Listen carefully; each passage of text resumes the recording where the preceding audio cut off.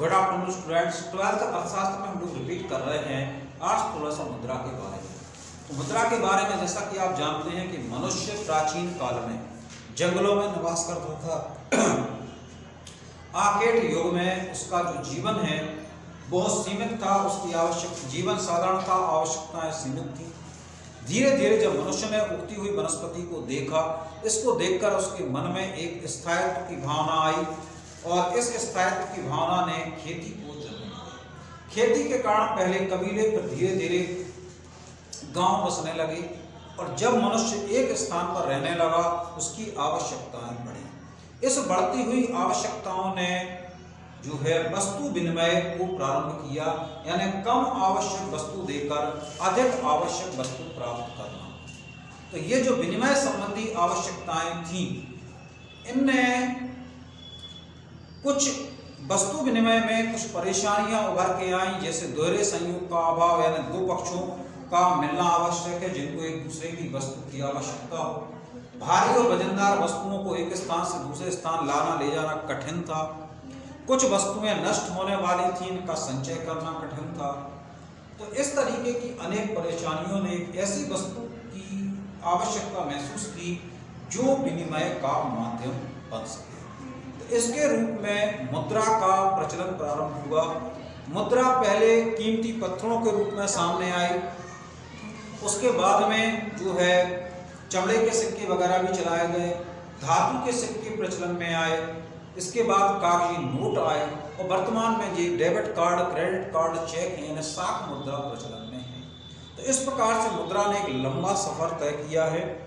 मुद्रा के जो कार्य हैं उनमें सबसे पहले और महत्वपूर्ण कार्य है वह है विनिमय का माध्यम, यानी मुद्रा के माध्यम से हम लोग वस्तुओं का क्रय विक्रय कर सकते हैं। मुद्रा देकर कोई वस्तु प्राप्त कर सकते हैं और मुद्रा प्राप्त करके कोई भी वस्तु दी जा सकती है, यानी विनिमय का सबसे बड़ा जो माध्यम है वह मुद्रा। सेकंड नंबर पर आता है मूल्य का मापन। प्राचीन काल में वस्तु विनिमय में एक सबसे बड़ी परेशानी ये उभर के आई थी कि कौन सी वस्तु महंगी है, कौन सी वस्तु सस्ती है, कौन सी वस्तु कितनी मूल्यवान यानी कीमती है, यह तय करना बहुत कठिन था।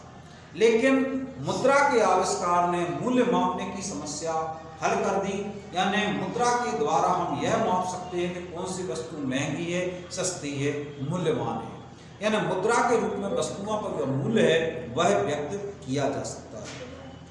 सहायक कार्यों में पहला आता है भुगतानों का आधार। तो जो भी पेमेंट्स किए जाते हैं, जो भी भुगतान किए जाते हैं वह मुद्रा के रूप में ही किए जाते हैं। मूल्यों का संचय। वस्तु विनिमय में जहां दूध, फल, सब्जी, अंडा, मछली जैसी वस्तुएं जिनका संचय करना संभव नहीं था और इनके नष्ट होने से क्रय शक्ति भी नष्ट हो जाती थी, मुद्रा ने इस समस्या को दूर कर दिया है। मुद्रा को संचय करके हम क्रय शक्ति को भविष्य में सुरक्षित रख सकते हैं। मूल्य का हस्तांतरण। मुद्रा के द्वारा जो क्रय शक्ति एक व्यक्ति से दूसरे व्यक्ति को हस्तांतरित की जा सकती है। आकस्मिक कार्य। आकस्मिक कार्य में पहला है साख का आधार, यानी विश्वास जो है वह उसका कार्य मुद्रा ही करती है। और आधुनिक युग में जैसे cheque, draft, credit card, debit card जो हम लोग देखते हैं, यह सब साख मुद्रा का प्रचलन है, साख मुद्रा के तरीके हैं। इनके प्रचलन का आधार मुद्रा ही होती है। सामाजिक आय का वितरण। तो जो मुद्रा के रूप में सामाजिक आय विभिन्न वर्गों में जो मुद्रा वितरित होती है और यह समाज के विभिन्न वर्गों में वितरित की जाती है। सीमांत उपयोगिता में समानता लाने का साधन। मुद्रा के द्वारा जो है व्यक्ति अपनी अधिकतम संतुष्टि प्राप्त कर सकता है। इस प्रकार से सीमांत उपयोगिता में समानता लाने का कार्य भी मुद्रा करती है। सभी प्रकार की पूंजी को तरलता प्रदान करना। मुद्रा ने सभी प्रकार की पूंजी को तरलता प्रदान की है। तरलता यानी किसी भी वस्तु को रोकड़ में परिवर्तित करने की शक्ति। और जब किसी वस्तु को रोकड़ में परिवर्तित किया जा सकता है तो उसकी उपयोगिता भी बढ़ जाती है और इसको कार्य को करने में मुद्रा ने महत्वपूर्ण भूमिका निभाई। Thank you.